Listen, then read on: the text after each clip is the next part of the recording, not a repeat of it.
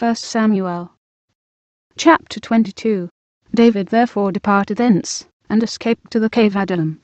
And when his brethren and all his father's house heard it, they went down thither to him. And every one that was in distress, and every one that was in debt, and every one that was discontented, gathered themselves unto him, and he became a captain over them. And there were with him about 400 men. And David went thence to Mizpah of Moab. And he said unto the king of Moab, Let my father and my mother, I pray thee, come forth, and be with you, till I know what God will do for me. And he brought them before the king of Moab.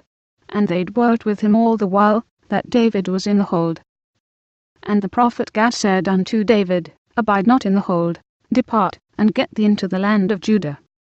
Then David departed, and came into the forest of Hereth. When Saul heard that David was discovered, and the men that were with him, now Saul abode in Gibeah under a tree in Ramah, having his spear in his hand, and all his servants were standing about him, then Saul said unto his servants that stood about him, Hear now, ye Benjamites, will the son of Jesse give every one of you fields and vineyards, and make you all captains of thousands, and captains of hundreds, that all of you have conspired against me, and there is none that sheweth me, that my son hath made a league with the son of Jesse, and there is none of you that is sorry for me, or sheweth unto me, that my son hath stirred up my servant against me, to lie in wait, as at this day.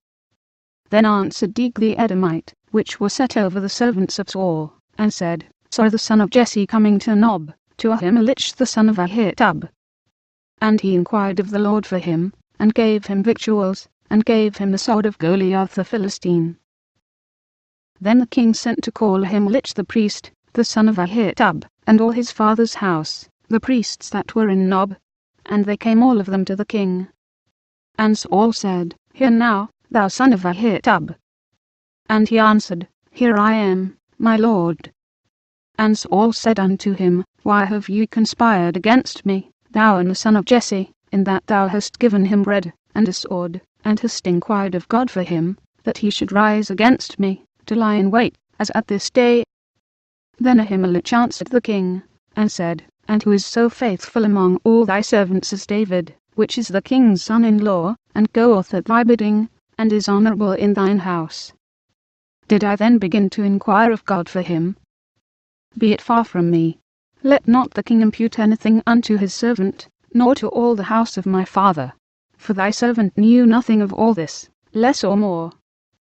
And the king said, Thou shalt surely die, Ahimelech, thou, and all thy father's house.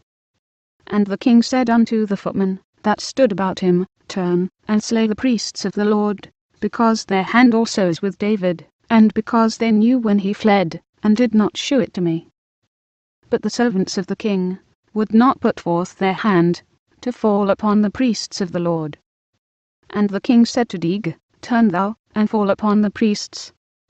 And Doeg the Edomite turned, and he fell upon the priests, and slew on that day 75 persons, that did wear a linen ephod.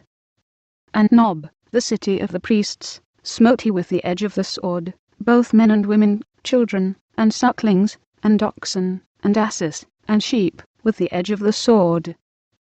And one of the sons of Ahimelech the son of Ahitub, named Abiathar, escaped, and fled after David.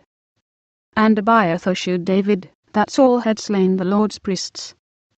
And David said unto Abiathar, I knew it that day, when Doeg the Edomite was there, that he would surely tell Saul, I have occasioned the death of all the persons of thy father's house. Abide thou with me, fear not, for he that seeketh my life seeketh thy life. But with me thou shalt be in safeguard,